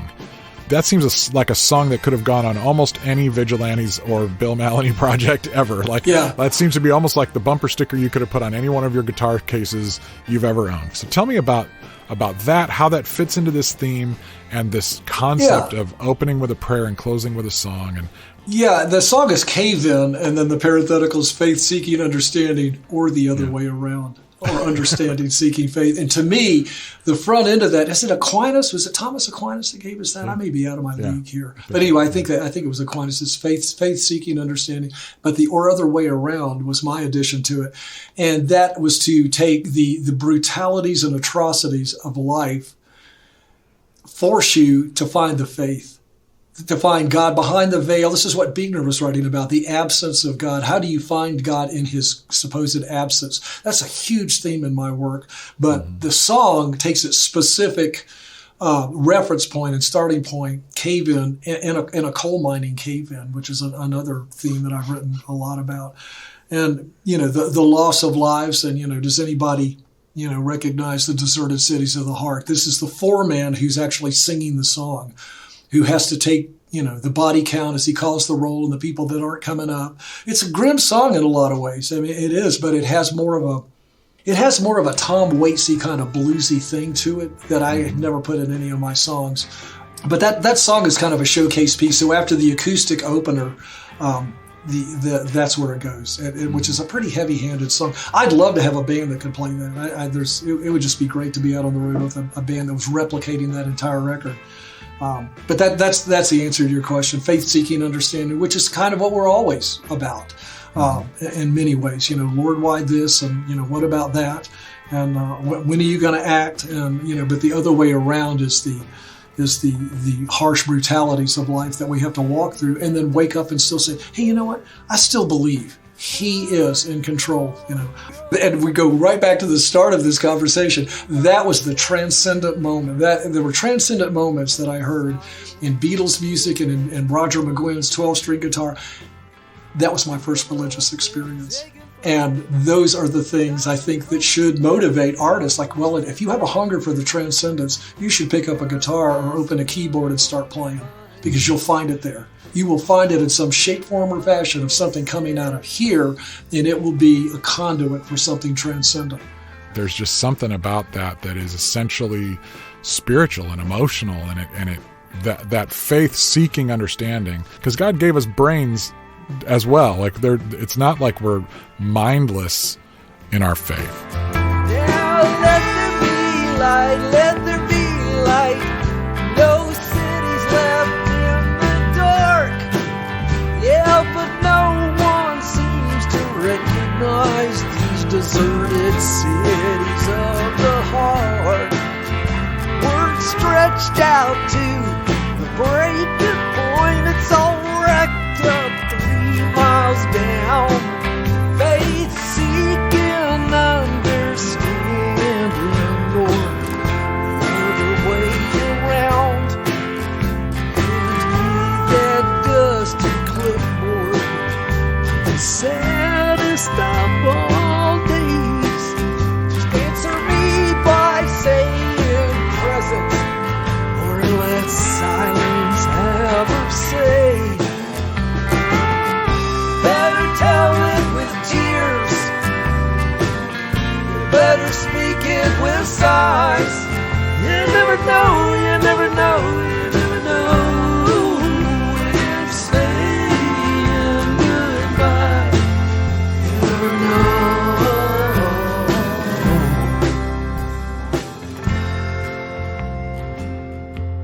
There's a lot of mirror looking and like you call it, confessional, about your own failures, your own struggles.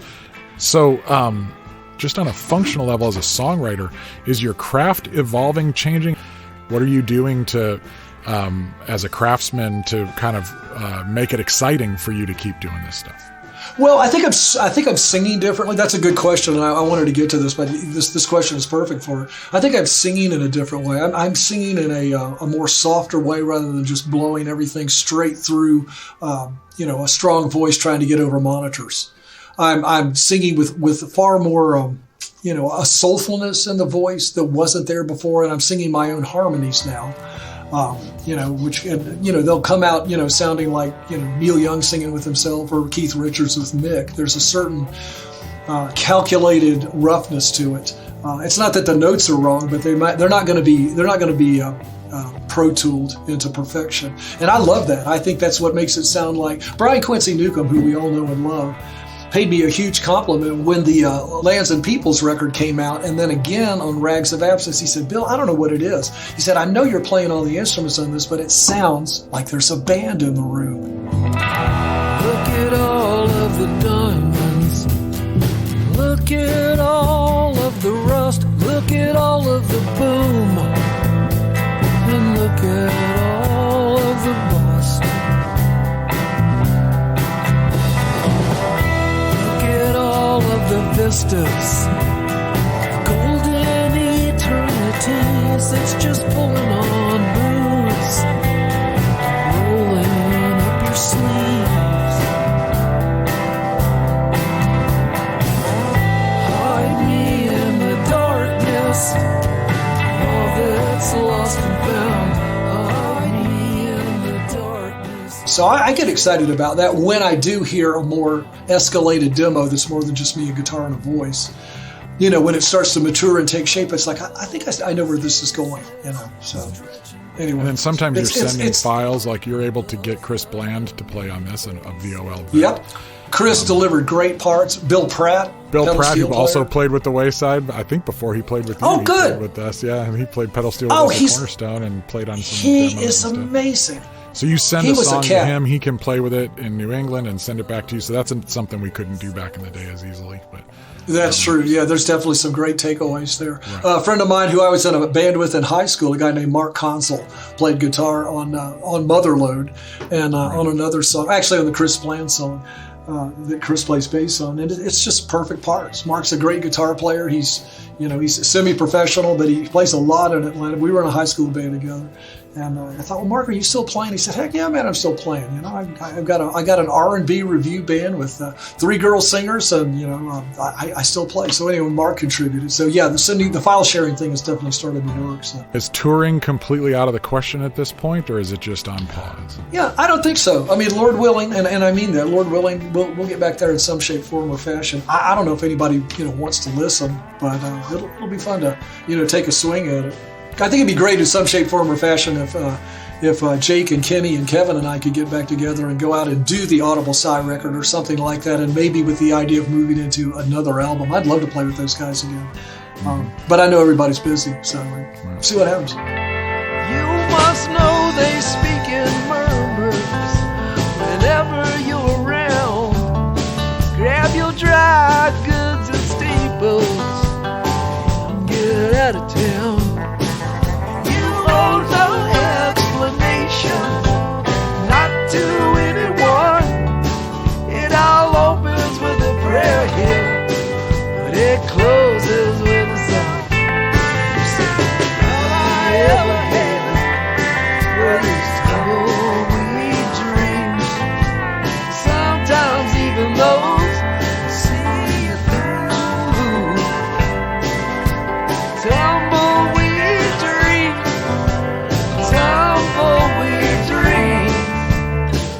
Tumbleweed dreams blowing through. Yeah, tumbleweed dreams blowing through.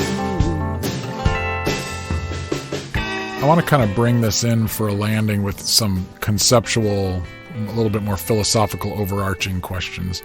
Tug on that beard a little bit. After 30 plus years of this, how has your concept of the potential or even the utility, what music can accomplish in an individual's heart or mind, evolved?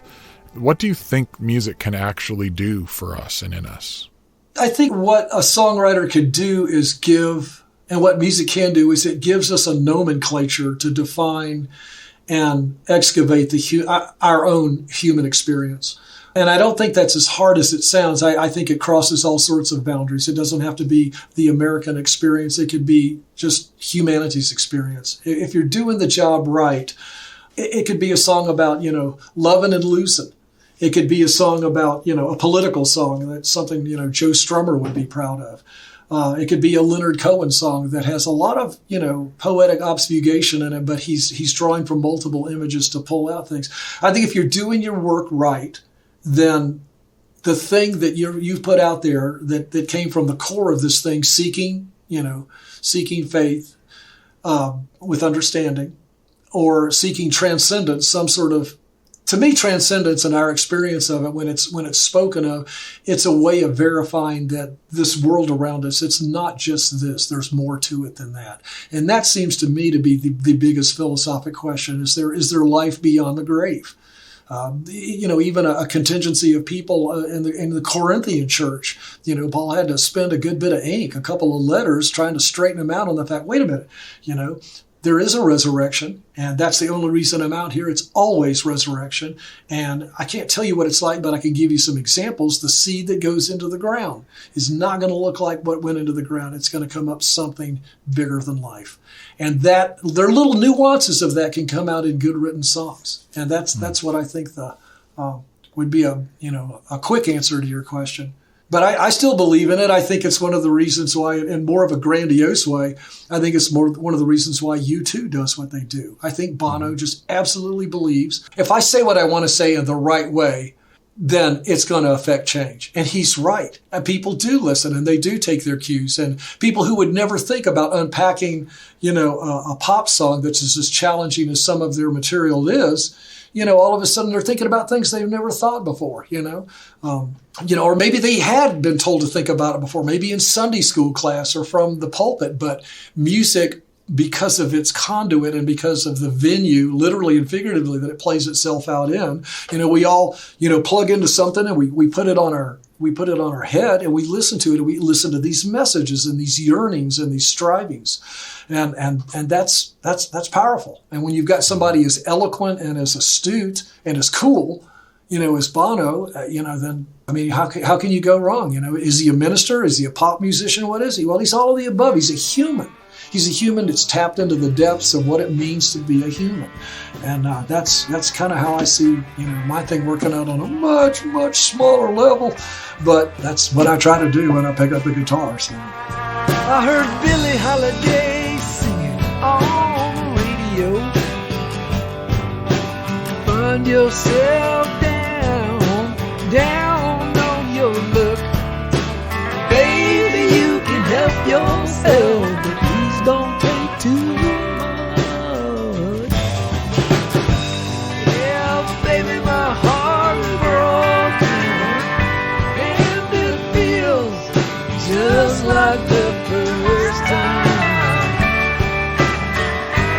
So if my heart is broken, just believe my spirit's not far behind.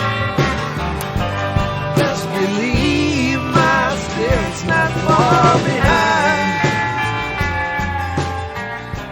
I'm just not ready to give up on the idea that we might not be able to change someone's mind in a few minutes with a single song, but over the span of a conversation and a relationship, we can change the tenor, we can change the temperature, we can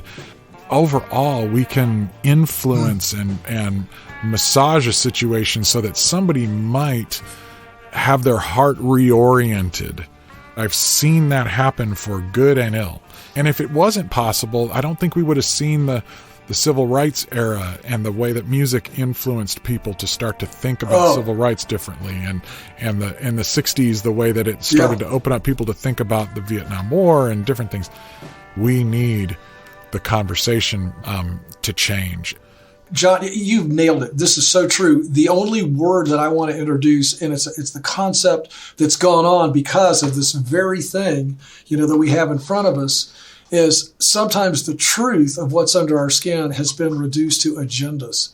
And we are so polarized that my question in my darker moments is, are we even able to hear anyone anymore? Are we able to hear the other side of the aisle? Or, and it's a concern of mine because I don't know that we've got the vocabulary or the nomenclature to describe something that's in the middle or an amalgamation of the two. I think we're losing our ability in that to compromise, to make allowances, to appreciate. Do I think there's a message, that needs to be heard? I do, but I don't think it needs to be an agenda to the point where all of a sudden we are lacking the compassion of Christ. How would Jesus do it is still a very valid ideal to approach. When we're relating to the world, but the world isn't the world anymore. The world is it's as big as our backyard. It's our family, it's our kids, it's our colleagues. How do we register this stuff out there and then begin to see, the Jesus that's inside of them? That's a huge thing. Even if it's a part of that, a person I disagree with about things, how do we see it? I fail at it a lot, but the internet has become a tool of polarization in so many ways. I don't know how we step around it and say, wait a minute, that's not what I said. Let me make sure I heard you right. These are the kind of time we need to take with people to listen and to really learn how to listen, and then hopefully they hear us in response. It all feels very, very liquid right now. I think we're in a different era. In some ways, it's harder to identify where the problems are and where the evil is coming from and what is tripping us up. But music helps us learn how to listen better. If we use it right, it sure does. Yeah, I don't know that it's just, in fact, at the end of the day, it might be the last word, that we live by, that we use as the thing that kind of moves us on. Well, I hate to end on a sober note, but there are spirits who won't survive. A world of meanness and cruelty, they won't make it out alive. And the world an olive branch, and yourself one too. Who cares if anyone's looking? Who cares if everyone misses that beautiful sight? You're a true burning bright. Who cares if anyone's looking? Who cares if everyone misses that? You're true and burning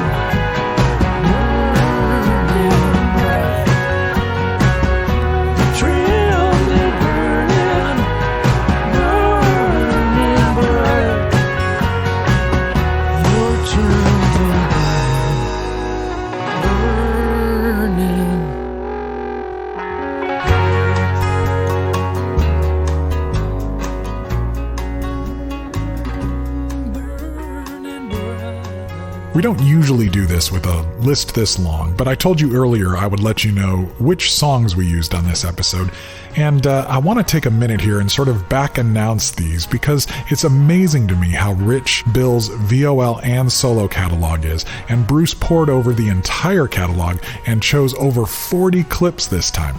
So I'm going to run down that list, and again, you can find this whole list on the show notes page, but I just wanted to acknowledge the riches that we had to listen to on this. In our opening segment from Bill Mallonee's solo work, we heard You Give It All Your Heart, Baby I Was Lucky to Get Out of There Alive, The World's Tip Jar, and then from VOL we heard Real Downtown, It's Not Bothering Me, Resume, Runaway Train, Welcome to Struggleville, Could Be a Lot Worse, and a little tag of Real Downtown. And that was just the opening segment. In the first set, we heard, again from Bill, Shadow Canyon and You Old Cow Puncher, and then from VOL, we heard Who Knows When the Sunrise Will Be, Double Cure, Losing It, It's All Right Doctor, Strike While the Iron's Hot, and Tracing It Back to Its Source, all again just in the first set. On the second set, from Bill Mallonee's solo work, we heard Face of the Clock, we heard from VOL, Making It Up As We Go Along, Tempest, Welcome to Struggleville.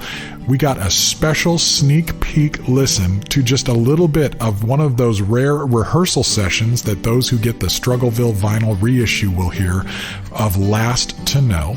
Then we also heard I Can Explain Everything, Glory in the Dream, Real Downtown, To the Roof of the Sky, Taking on Water, Black Cloud O'er Me, Resplendent, Solar System, and Galaxy, all on set 2. On set 3, it was mostly Bill Mallonee's solo material with You've Still Got the Devil Left to Pay, Nothing Here Was Ever Meant to Last, Till Your Heart Got in the Way, Cave In, Hide Me in the Darkness, Tumbleweed Dreams, If My Heart is Broken, and Trimmed and Burning. And then in the Soapbox feature, we heard VOL's Skin, and from Bill's solo project, we heard the exclusive instrumental mix of Best Seat in the Room, which you have also heard on other episodes of the show. Thank you, Bill, for that. You can find most of this music at BillMalloneeMusic.com, where he has vinyl and CDs, and there's a link on that page to his Bandcamp page, where all of it, or at least most of it, is available digitally as well. You can find this whole list, including the names of which versions we used, some of them are quite rare, and which albums each song can be found on the show notes page at truetunes.com/VOL. Thanks for unlocking the vaults for us, Bill, and thanks, Bruce, for gathering all of these great clips. I'll be right back with some final thoughts right after this. True Tunes is on the road. I've been to Indiana, California, Tennessee, Iowa, and Illinois so far, and we are currently looking at opportunities around the country. These conversations have been a lot of fun, with me bringing a turntable and some records and a guitar, and often finding artists or other special guests to join me. I've also done songwriting workshops, music business clinics, and even some conversations about how we can slow ourselves down and listen to music more carefully, more thoughtfully, and yes, more spiritually. So, from auditoriums to small groups, there's kind of something for everyone. You can follow all of the action at truetunes.com/events, and if you would be interested in having me come speak in your neck of the woods, drop me a line at jjt@truetunes.com and let me know. I'm also excited to be aligning with the Porchlight Network for house shows. Porchlight is a growing network of house show venues around the country, and you can learn more at porchlight.art. So, for house shows, look me up at Porchlight. For schools, venues, churches, or other opportunities, just connect with me directly. And hopefully, I'll be seeing you out there in person.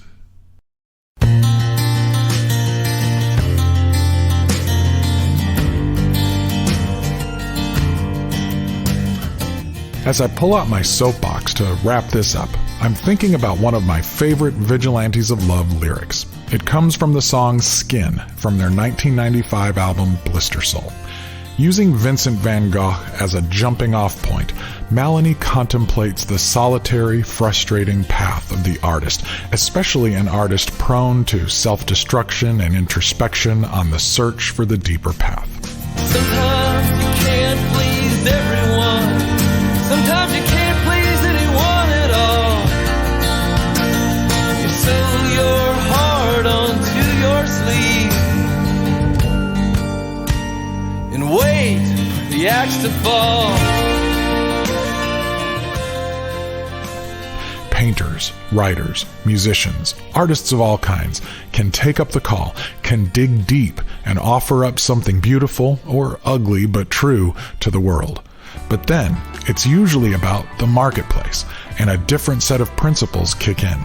You, as the artist, wait for the chips to fall, and it seems like they rarely fall the right way for the lifers. But like Vincent, and maybe Bill, and certainly me, you probably have to be a little bit crazy to keep at it. We'd all probably be more successful if we simply let the market be our guide. Just make the kinds of paintings, books, and music that will sell, forgetting those hard stories, those deeper truths churning in our guts. Just paint a pretty picture or write a catchy hook and cash the checks. And sometimes the planets seem to align. The circumstances all seem to line up, and we manage to craft art that is beautiful, meaningful, and somehow commercially viable. But someone at the label steals the money, or the label shuts down, or the band breaks up, and the axe falls. Remember, Starry Night, Van Gogh's famous painting, is based on the view he could see from his room at a mental asylum. He voluntarily checked himself in there shortly after the ear incident. And while that painting has provided art historians and professors countless opportunities to contemplate its possible deeper meanings about spirituality, depression, hope, even Christ himself, Van Gogh considered it a failure. There are a lot more of us, we, the wounded, the hurting, the afraid, the confused, the broke, than there are successful rock star types. Don't let anyone or their social media account tell you any differently. We can whistle past these graveyards, or we can stop, come inside, find our friends, sit down, and have a meal together. Somewhere off in the distance, we're likely going to hear the aging, softer, gentler voice of a songwriter who has been sewing his heart onto his sleeve and dodging axes for a long, long time. He's one of many bards here in Struggleville, and something tells me he'll keep writing these songs as long as there's breath in those lungs of his. By all industry standards, Bill Mallonee is a classic music industry failure. He had several bites at the apple, access to the system, contributions by major names, and endorsements by a who's who of the intelligentsia of rock. And here, nearly 30 years after its release, the special remastered vinyl reissue of Welcome to Struggleville will only have a manufacturing run of a few hundred copies. Not really moving the needle, is it? But I have had those songs stuck in my head for more than half of my life. When plans have fallen to pieces around me, the bank account is empty, no one shows up for the concert, another friend gets sick or dies, another marriage ends, or the bad guys seem to keep winning, I hear Bill's voice singing, "Welcome, all you suckers, to Struggleville." And I remember I'm not alone in this lonely town. Sometimes the answer love gives is the hardest one to take, but at least it's an answer. And here Bill is, still writing and singing these songs. That's what lifers do. And thank God he's not alone. Okay, I'm climbing off my soapbox now.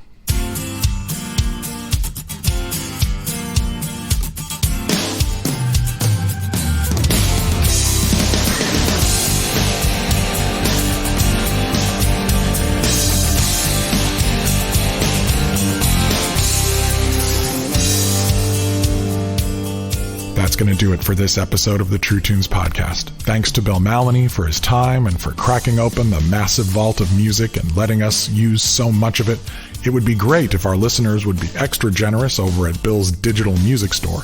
And for you fans who already have the music, please share this episode. Sure, post it online, that's great. But what's even better is if you think of 10 friends who love great music and conversations and personally invite them to listen. Social media posts get missed by far more people than they are ever seen by. Personal calls, texts, and conversations go a long way. If you're new to this show, welcome. If you love Bill's music, I think you might be particularly interested in our previous episodes with Michael McDermott, Bruce Coburn, Blitzen Trapper, Buddy Miller, and Phil Madeira, but it has been wonderful hearing from people lately who are digging way back into the archives and enjoying episodes all the way back to the very beginning. Make sure to check out the show notes page for this episode at truetunes.com/VOL for the full music list, some great video clips, and a lot more. As always, thanks to Phil Keggy and Rex Paul for the podcast theme, their instrumental remix of Full Circle. Please join Phil's Patreon gang and visit his Bandcamp page, where you will find tons of rare studio and live recordings by Phil and his various bands, as well as digital reissues of many classic Keggy albums. We've got great new True Tunes t-shirts, stickers, buttons, and pins available, so check those out too. And if you'd like to have me come speak in your neck of the woods, let me know. This podcast was written and produced by me, JJT, with co-production, editing, and sound design by Bruce A. Brown for Gyroscope Productions. The contents of the program are protected by U.S. copyright law and are the intellectual property of Gyroscope Productions, with the exception of songs or clips that are from previously copywritten materials. Everything on this episode is used by permission or under fair use provisions. Thoughts and opinions of our guests do not represent the positions of the producers or our sponsors. Discernment is recommended. This program is intended for the private use of our listening audience. Gyroscope Productions can be reached at jjt@truetunes.com or P.O. Box 60401, Nashville, Tennessee 37206. Until next time, this is JJT reminding all ye suckers to stay tuned and stay true. Peace.